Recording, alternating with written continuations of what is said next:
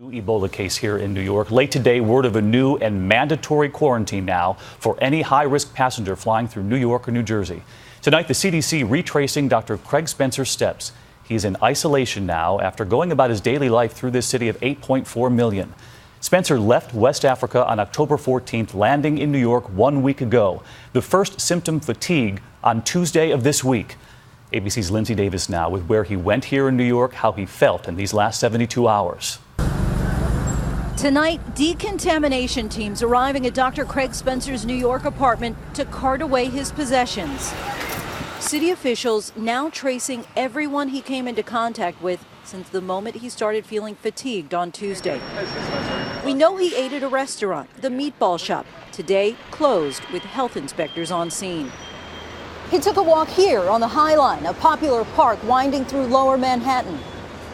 He stopped for coffee and then went home. Then on Wednesday, an outing with friends. It was at this station that he then boarded one of the busiest trains, the L train, bound for Brooklyn.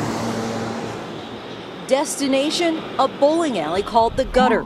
Health inspectors there today. We came here to see if there was any reason to be concerned, if there was any exposures. There aren't any.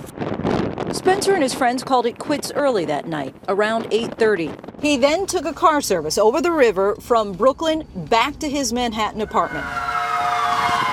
Very next morning, Spencer rushed to the hospital after reporting a 100.3-degree fever. Tonight, he's in isolation. His fiancée and two friends in quarantine. New York's mayor urging the city not to worry. There's no reason for New Yorkers to change their daily routine in any way. And to prove it, the mayor himself riding the subway today.